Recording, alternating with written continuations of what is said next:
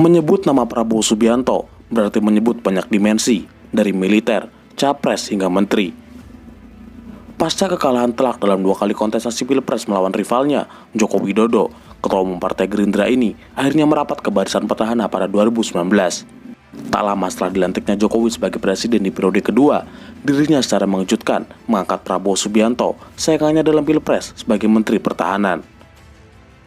Menteri Pertahanan Bapak Prabowo Subianto. Selamat pagi, Pak. Saya kira tugas beliau, saya tidak usah menyampaikan, beliau lebih tahu daripada saya. Sepanjang kiprahnya sebagai Menteri Pertahanan, Prabowo sudah membelanjakan anggaran sebesar lebih dari 500 triliun untuk pembaruan alutsista. Prabowo juga membangun puluhan rumah sakit TNI, pembangunan dan perbaikan sekolah dan universitas, hingga penguatan industri pertahanan dalam negeri. Namun, di sisi lain, Prabowo secara ugal-ugalan menempatkan kroni-kroninya dalam sejumlah proyek di Kementerian Pertahanan. Para kolega dan politisi Partai Gerindra didapuk sebagai petinggi dan pimpinan strategis di proyek food estate hingga pengadaan alutsista.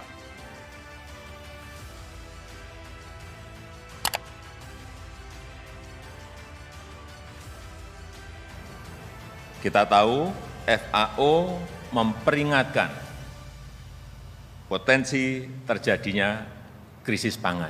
Hati-hati mengenai ini. Pandemi COVID memunculkan ketakutan baru, yaitu krisis pangan. Menyusul peringatan kelangkaan bahan pangan yang diungkapkan Organisasi Pangan dan Pertanian pada 2020, Jokowi menunjuk Prabowo Subianto untuk memimpin proyek lumbung pangan nasional di Kalimantan Tengah. Dalam hal ini, Prabowo bekerja sama dengan Kementerian Pertanian, Kementerian PUPR, serta mendapat dukungan penuh dari Gubernur Kalimantan Tengah. Proyek Food Estate di Kalimantan Tengah adalah bagian dari program strategis nasional yang dicanangkan oleh pemerintah pusat. Pemerintah berencana membangun lumbung pangan di Sumatera, Kalimantan, Nusa Tenggara hingga Papua dengan anggaran lebih dari 1,5 triliun. Di Kalimantan Tengah sendiri, proyek ini awalnya menempati lahan potensial seluas 20.000 hektar di Kabupaten Kapuas dan 10.000 hektar di Kabupaten Pulang Pisau. Pada 2022, total luas pengembangan food estate sudah mencapai 62.455 hektar. Proyek food estate sejak awal sudah banyak mendapat kritik dan sorotan tajam dari berbagai kalangan. Kegagalan 2 presiden sebelumnya dalam membangun lumbung pangan seharusnya menjadi pertimbangan pemerintah dalam pelaksanaan proyek besar ini. Benar saja, investigasi Tempo bersama DGCO Project menyebut pembukaan hutan untuk lahan food estate mengakibatkan pelepasan emisi karbon, banjir, hingga hilangnya habitat orangutan. Tak hanya itu, penelusuran BBC, Pantau Gambut, dan Wali Kalteng menyebut proyek food estate singkong seluas 600 hektar di Kabupaten Gunung Mas mangkrak dan menghasilkan umbi singkong yang tak layak panen. Tak hanya menimbulkan masalah lingkungan, proyek food estate juga disebut menjadi bancakan bagi para kolega Prabowo. Dalam pengerjaannya, Kementerian Pertahanan bermitra dengan sebuah perusahaan bernama PT Agroindustri Nasional atau Agrinas yang didominasi oleh pejabat Kemenhan, politisi Partai Gerindra, hingga purnawirawan TNI. PT Agrinas dibentuk pada 3 April 2020 dengan pemegang saham terbesar dimiliki oleh Yayasan Pengembangan Potensi Sumber Daya Pertahanan, sebuah yayasan milik Kementerian Pertahanan. Komisaris utama dipegang oleh Wahyu Sakti Trenggono yang juga menjabat sebagai Wakil Menteri Pertahanan, tapi kemudian mundur dari jabatannya setelah ditunjuk Jokowi sebagai Menteri Kelautan dan Perikanan. Jajaran komisaris lainnya yang masuk dalam lingkaran purnawirawan dan politisi Partai Gerindra adalah Sugiono, anggota Dewan Pembina Partai Gerindra sekaligus Wakil Ketua Komisi 1 DPR RI, Prasetyo Hadi, anggota Komisi DPR RI dari fraksi Gerindra, Sudaryono, Wasekjen Partai Gerindra, dan Haryadin Mahardika, mantan jubir Prabowo Sandi. Ada pula nama-nama seperti Eko Jalmo, Nugroho Widiyotomo, Surya Dharma, dan Purwoko Bakti. Jajaran direksi juga diisi oleh nama-nama pengurus partai dan tim sukses Prabowo pada Pilpres 2019. Sebut saja Rauf Purnama, anggota Dewan Pakar Gerindra, Dirgayuza Setiawan, mantan Ketua Bidang Media Sosial dan Informasi Publik di PP Partai Gerindra, Simon Alesius Mantiri, anggota Dewan Partai Gerindra. Ada juga nama Mahesa Muksin, Glory Harimas Sihombing, Handoko Pujakesuma, dan Arif Karyadi Yuswandi. Meski sempat dibantah, tapi keterlibatan Agrinas di food estate Gunung Mas justru termuat dalam situs Kedutaan Besar Korea Selatan. Agrinas menawarkan proposal investasi food estate kepada pemerintah Korea Selatan. Dalam proposal itu, Agrinas mengklaim sebagai perusahaan Kementerian Pertahanan yang memberikan laporan langsung pada Prabowo Subianto. Dalam proposal, Agrinas tak hanya menawarkan perkebunan singkong di Gunung Mas, mereka juga mengklaim memiliki 12 lokasi lain di 8 provinsi dengan luas masing-masing sekitar 30.000 hektar. Tak hanya kebun singkong di Gunung Mas, PT Agrinas juga terlibat skandal ekspor benih lobster.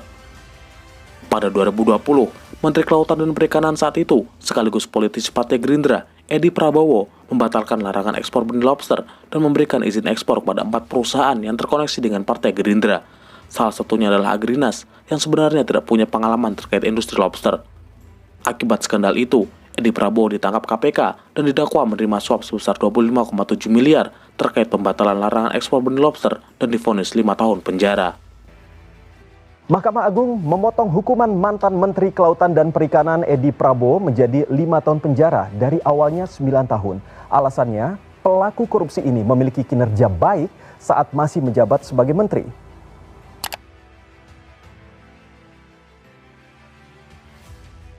Saudara, Kementerian Pertahanan berencana menganggarkan dana 1,7 kuadriliun rupiah untuk pembelian alat utama sistem senjata. Pada 2021, sebuah dokumen rancangan peraturan presiden tentang pemenuhan kebutuhan Alpalhankam atau alat peralatan pertahanan dan keamanan tahun 2020-2024 tersebar. Dalam dokumen itu disebutkan, rencana modernisasi alutsista membutuhkan dana hingga 1.760 triliun. Salah satu yang disorot adalah nama sebuah perusahaan bernama PT Teknologi Militer Indonesia atau PT TMI. PT TMI adalah perusahaan swasta nasional berstatus perseroan tertutup yang didirikan pada 14 Agustus 2020. Perusahaan ini ditunjuk menjadi perusahaan yang mengurusi pengadaan alutsista oleh Kementerian Pertahanan. Masalahnya, sejumlah teman dekat Prabowo disebut-sebut menempati jabatan strategis. Komisaris utama dari PT TMI adalah Glenny Kairupan. Di jajaran komisaris ada nama Judi Magio Yusuf, Nugroho Widyotomo, dan Anggara K. Prabowo. Di jajaran direksi ada Har Susanto sebagai direktur utama, dan setidaknya ada 3 direktur, yaitu Satrio Dimas Aditya, Tony Setiabudi Husodo, dan Wicaksana Aji. Nama-nama tersebut diketahui adalah orang dekat Prabowo. Beberapa di antara mereka sama-sama pensiunan perwira tinggi TNI. Glenny Kairupan dikenal sebagai sahabat satu angkatan Prabowo saat masuk akademi pada tahun 1970. Glenny, Judi Magio Yusuf, dan Anggara K. Prabowo juga merupakan politisi Partai Gerindra. Problem utama dari PT TMI adalah rentannya konflik kepentingan karena perusahaan ini dibuat untuk melaksanakan urusan yang terkait dengan tugas pokok Kemenhan dengan orang-orang yang ditunjuk langsung oleh Prabowo. Indonesia Corruption Watch atau ICW juga menyebut pembentukan PT TMI rawan menjadi lahan basah korupsi.